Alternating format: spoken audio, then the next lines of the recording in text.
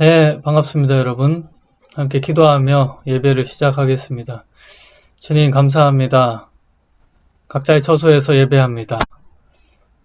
우리 10년 가운데 말씀과 또 성령의 임재로 찾아와 주셔서 그 말씀이 우리 삶을 이끌어갈 수 있도록 주님 역사해 주시옵소서. 감사함이 예수님 이름으로 기도합니다. 아멘. 예, 오늘 함께 보실 말씀은 창세기 11장 1절에서 9절까지의 말씀입니다. 말씀을 함께 읽어보겠습니다. 온 땅의 언어가 하나요, 말이 하나였더라. 이에 그들이 동방으로 옮기다가 신할 평지를 만나 거기 거류하며 서로 말하되 자 벽돌을 만들어 견고히 굽자 하고 이에 벽돌로 돌을 대신하며 역청으로 진흙을 대신하고 또 말하되 자 성읍과 탑을 건설하여 그 탑 꼭대기를 하늘에 닿게 하여 우리 이름을 내고 온 지면에 흩어짐을 면하자 하였더니 여호와께서 사람들이 건설하는 그 성읍과 탑을 보려고 내려오셨더라. 여호와께서 이르시되 이 무리가 한 족속이요 언어도 하나이므로 이같이 시작하였으니 이후로는 그 하고자 하는 일을 막을 수 없으리로다. 자 우리가 내려가서 거기서 그들의 언어를 혼잡하게 하여 그들이 서로 알아듣지 못하게 하자 하시고 여호와께서 거기서 그들을 온 지면에 흩으셨으므로 그들이 그 도시를 건설하기를 그쳤더라. 그러므로 그 이름을 바벨이라 하니 이는 여호와께서 거기서 온 땅의 언어를 혼잡하게 하셨음이니라. 여호와께서 거기서 그들을 온 지면에 흩으셨더라. 아멘. 예, 오늘 본문은 여러분들 잘 아시는 바벨탑 이야기인데요. 1절부터 4절까지는 이 사람들의 회의 장면이 등장합니다. 서로 말하되 자 우리가 벽돌을 만들어서 자 우리가 성읍과 탑을 건설하여서 꼭대기를 하늘에 닿게 하자. 우리 이름을 내자. 이런 사람들의 회의 장면이 등장하고요. 또 이 6절부터 7절까지는 이 하나님의 회의 장면이 등장합니다. 하나님이 말씀하시죠. 이 무리가 한 족속이고 언어도 하나여서 이런 일을 했다. 그래서 우리가 한번 내려가서 거기서 그들의 언어를 혼잡하게 해서 그들을 흩자. 이런 하나님의 회의 장면이 서로 대조를 이루고 있는 거죠. 여러분 오늘 본문에서 이 반복되는 이 소리 단어는 이 샴이라는 단어입니다. 이 샴이라는 단어는 이 거기라는 뜻인데요. 2절에 또 7절에 8절과 9절에 거기라는 단어가 계속 반복되면서 인간이 자기의 힘을 응축해서 하늘에 닿게 하고 자기 이름을 내려고 했던 그 거기에서 오히려 하나님은 그들을 흩으시고 하늘에 닿지 않을 뿐만 아니라 오히려 5절에 보면은 하나님이 이 짓는 탑과 성읍을 보려고 하늘에서 밑으로 내려오세요. 얼마나 초라했으면 얼마나 낮았으면 내려와서 보셔야 했을까. 그러니까 이게 인간의 한계라는 겁니다. 거기에서 오히려 인간은 흩어지고 언어는 혼잡하게 되어서 하나님이 온 땅에 충만하라, 온 땅에 번성하라는 말씀을 이루셨다. 이런 내용을 말하고 있는 거죠.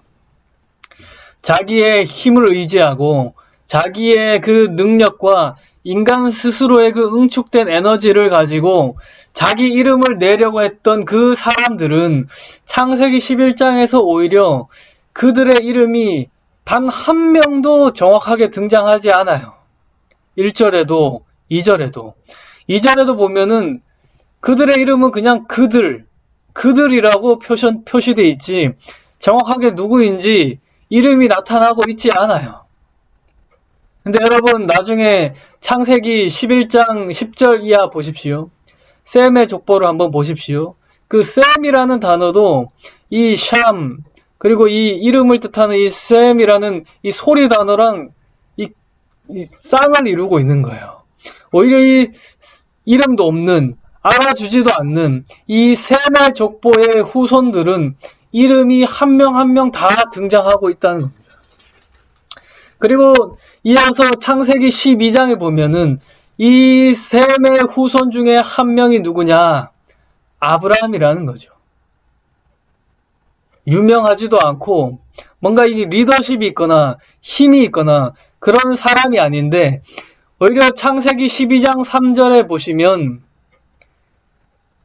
2절에 보시면 내가 너로 큰 민족을 이루고 내게 복을 주어 내 이름을 창대하게 하리니 너는 복이 될지라, 이렇게 말씀하세요. 하나님이 아브라함의 이름, 아브라함의 셈을 창대하게, 크게 해주겠다, 이렇게 말씀하고 있는 거죠.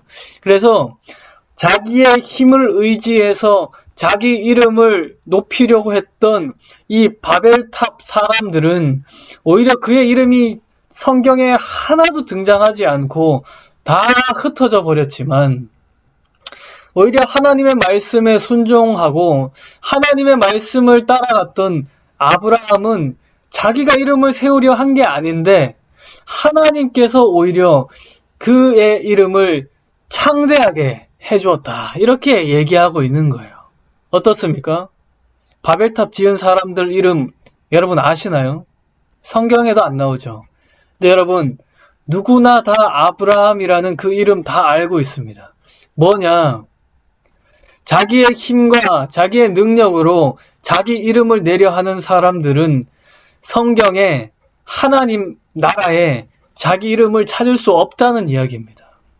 반면 내가 내 행위로, 내 능력으로가 아니라 하나님의 말씀에 의지해서 하나님을 힘입어서 살아가는 사람들은 성경에, 그리고 하나님 나라에 자기 이름을 찾을 수 있다는 거예요.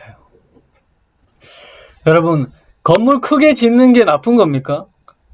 그 롯데타워도 무너뜨려야 되고 진사리에 높은 아파트들도 다 그러면은 그리고 하나님이 싫어하시는 그런 게 되는 겁니까? 그렇지 않죠. 큰 건물 짓는 게 나쁜 게 아닙니다. 노아의 방주도 엄청 큰 건물이에요. 엄청 거대해요. 바벨탑만큼 거대해요. 큰 건물이 문제가 아니에요. 하나님의 말씀에 순종하느냐, 하나님의 말씀을 거부하느냐, 이 문제라는 이야기입니다. 노아는 하나님 말씀에 순종해서 방주를 건설한 거죠. 크기가 문제가 아니고요. 하나님의 말씀에 순종했느냐 아니냐가 중요하다는 겁니다. 반대로 바벨은 하나님의 말씀을 거부했죠. 온 땅에 충만하라, 생육하고 번성하여 온 땅에 충만하라는 하나님의 말씀을 거부해서 탑을 건설했죠. 크기가 중요한 게 아니라 하나님의 말씀에 순종하여서 지었느냐 아니면 거부해서 불순종해서 지었느냐, 이 차이점이 중요하다는 겁니다. 방주는 하나님의 말씀에 의지해서 하나님의 방법으로 홍수에서 살아나기 위해서 지은 건물이에요. 하나님의 말씀으로 물에서 살아나는 방식이 방주인 겁니다. 근데 반면에 바벨탑은 하나님의 말씀을 거부하고 내 방법으로, 인간의 방법으로, 나의 힘으로 이 홍수에서 살아나겠다라는 그런 인간적인 구원 방법이라는 거죠. 여러분, 어떤 구원 방법이 진짜 해결책입니까? 바벨탑이었나요? 방주였다는 겁니다. 이 바벨이라는 단어는 바벨로니아 언어로는 신의 문이라는 뜻이에요. 하늘에 닿을 수 있다는 거예요. 인간의 방법으로 해결할 수 있다는 거예요. 근데 히브리인들에게 이 바벨이라는 단어의 의미는 오히려 혼란이라는 의미란 거예요. 혼잡하게 되다라는 의미라는 거예요. 하늘에 닿을 수도 없고 오히려 우리 인생에 혼란만 가중시킨다. 그게 이 바벨이라는 단어의 의미라는 겁니다. 여러분, 때때로 가장 좋은 해결책은 내가 내 힘으로 어떤 문제를 해결하려는 그 노력을 포기하는 것일 때가 있어요. 왜냐? 너무 집착하기 때문에, 너무 집중하기 때문에 해결이 안 되는 거거든요.